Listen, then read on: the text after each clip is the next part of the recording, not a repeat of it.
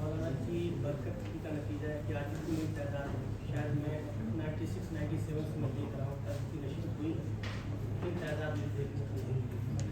और जनाजे में जो मैं गफीर था उससे मकबूलियत का ज़्यादा मौलाना से 96 उस्ताद और तलीमी का ताल्लुक था 96-97 से ये मेरे लिए शक काफ़ी था। मौलाना जब आते थे मैं स्टार्ट करके हैरान होता था। अभी कुछ दिनों से 2018 या 2019 से जब ये कोरोना के बाद एक मरतबा आए तो जाऊँ मस्जिद के समझता हूँ आप कह रहे थे मैं क्या दसरा बच्चों क्यों वहाँ क्यों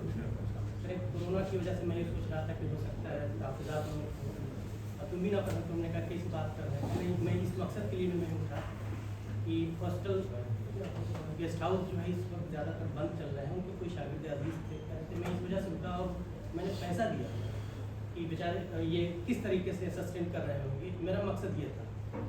दूसरे अभी 1.5 महीना पहले मौलाना आए हुए थे 1.5-2 महीना पहले तो जब भी वो आते थे तो फ़ोन ज़रूर करते थे ज़्यादातर तो हाफिज़ अब्दुल राज़ी क्या हम क्या रुकते थे लेकिन फ़ोन ज़रूर करते थे। मैं पूछता था कहाँ है मौलाना एक आध 2 मरतबा उन्होंने कहा कि फैसल के यहाँ रात में रुक गया था तो मैंने बेसाख्ता मैंने कहा मुझको कहते थे तुम जाटों की तरह बोल देते हो फ़ौरन बेतकल्लुफ़ अंदाज में ये मुझे ठीक नहीं लगता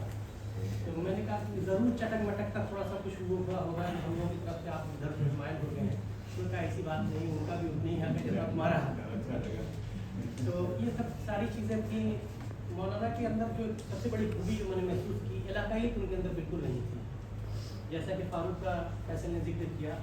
फारूक के साथ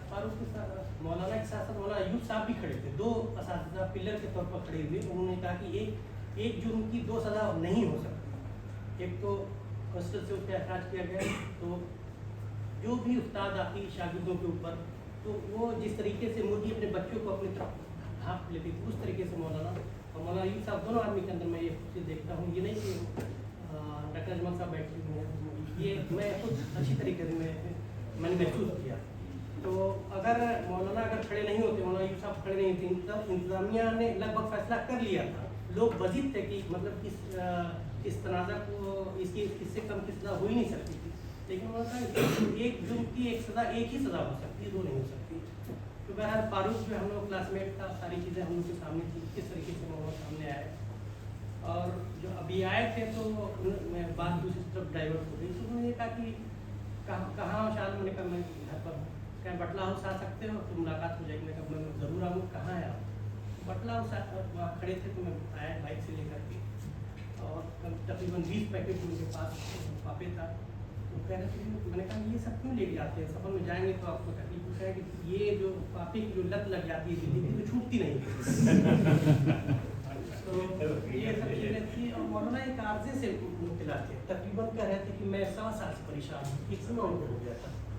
और कह रहे किसी डॉक्टर का नाम का जिक्र भी उन्होंने किया कि शायद मैं उनसे तकरीबन 6,500-7 हज़ार रुपये की दवा ले चुका हूँ जब तक दवा खाता हूँ तब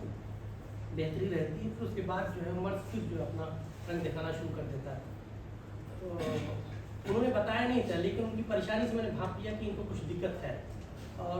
1.5-2 साल से मैं भी उसी आर्सा में मुब्तला था। मैंने कहा मौलाना आपने तो वहाँ देखा मैंने तो यहाँ वो स्किन स्पेशलिस्ट को दिखा चुका हूँ मुझे भी बहुत फाका नहीं हुआ लेकिन एक मुझे पाउडर मिला है वहीं रानी सराय मिलता है मेरे पास है वो दवा बनी हुई है आप आ गए हैं तो ये समझ लीजिए आपका ये सफ़र जो है बामकसद हो जाएगा। कह रहे थे कौन सी दवा मैंने कहा कि ये दवा आप लगा लीजिए और इसका पाउडर है घर ले जाकर बना के नहीं तैयार नहीं हो रहा है तो मैंने थोड़ा सा लगेगा कोई परेशानी नहीं ज़बरदस्ती उनको मैंने कहा कि जा रहे थे वॉशरूम में लगाने में नहीं इसी रूम में मैं बंद करता हूँ आप लगाइए लगा करके आधा घंटा थोड़ा उनको परेशानी हुई चेहरा वगैरह जो है मैं देख रहा था कि यहाँ लग रही है। फिर उसके बाद रात में मैंने फ़ोन किया क्या मौलाना क्या है रहा था उनका शाल फिर उसके बाद हाथ मेरा वहाँ नहीं गया हफ्ता 10 दिन तक उनसे बात उतरी मौलाना क्या फाका हुआ पाउडर लेके गए थे हमने कहा आप इसमें से 50% अपने पास रखिए 50% मेरे घर दे दीजिएगा किसी को ज़रूरत पड़ेगी वो भी यूज़ कर लेंगे। तो ये सारी चीज़ें थी। फिर अभी मैं गया था तो मैं अशफाक के यहाँ एक रिसेप्शन वहाँ भी मुलाकात हुई करशाला में तो हमारी मुलाकात तो शादियों ही में हो रही है वैसे मुलाकात नहीं मौलाना हो जाएगी बस वही आखिरी बात थी उससे पहले बहुत सारी बातें हुई घरेलू मसाइल पर भी उन्होंने गुफ्तगू की। उन्होंने ही बताया कि मैं इस नवंबर में रिटायर हो रहा हूँ, मेरा ये प्लान है, मैंने ये कर लिया है और ये करना है। एक बच्चा जो जामिया मिलिया इस्लामिया में पढ़ रहा है, बस उसी की जिम्मेदारी मैंने पड़ा। तमाम बच्चे अपने पैर पे हैं या मौलाना के अंदर जो खूबी थी आज और हमारे यहाँ हर है, शायद हर उस्ताद के अंदर अपनी खूबी होती है, लेकिन उनके अंदर जो इनफरादी खूबियाँ थी जिसको मैंने जिक्र किया कि वो इलाकाई बिल्कुल नहीं थी और तमल्लुक पसंद बिल्कुल नहीं थी। जो बात उनके दिल में ज़ाहिर बात में उनका एक साथ था, ये आजकल के लोगों में बहुत कम ये खूबी मिलती है। तो इन तमाम बातों को सामने रखते हुए बस हम यही दुआ कर सकते हैं मौलाना की जो खूबियाँ हमारे अंदर है वो जो खूबियाँ थी उनके अंदर हमारे अंदर भी शायद करें और बेबाकी पैदा हो। ज़ाहिर बातिन एक होना चाहिए, गलत अगर कोई है तो गलत कहने की हिम्मत होनी चाहिए और गलत कहना चाहिए। तो मौलाना के अंदर तमाम खूबियाँ थी। एक जिक्र और करके मैं छोटा सा करके बेतकल्लुफ़ी के ताल्लुक से मैं बात खत्म करूँगा। मौलाना मोबाइल भी यूज़ करते थे, मौलाना सुनते कम थे। जो आदमी ये देखिए साइंटिफिक वो है कि जो कम सुनेगा और तेज़ बोलेगा भी, मौलाना तेज़ बोलते थे और कम थोड़ा सुनते, ज़्यादा नहीं था। तो वो नोकिया या सैमसंग का मोबाइल 1200 रुपये आता था, वो यूज़ करते थे। तो तेज़ करके बोलते कम सुनते थे। फिर उसके बाद कुछ दिनों के बाद लेकर के आए स्मार्टफोन। तो मैंने कहा कि अब क़यामत करीब है, आप लोग भी जो है स्मार्टफोन हैं तो बेवकूफ़ उसमें इसमें आवाज़ बहुत अच्छी आती है, उस पर मैं सुन नहीं पाता। हमने कहा तब तो ये ज़रूरत है, तब तो कोई बात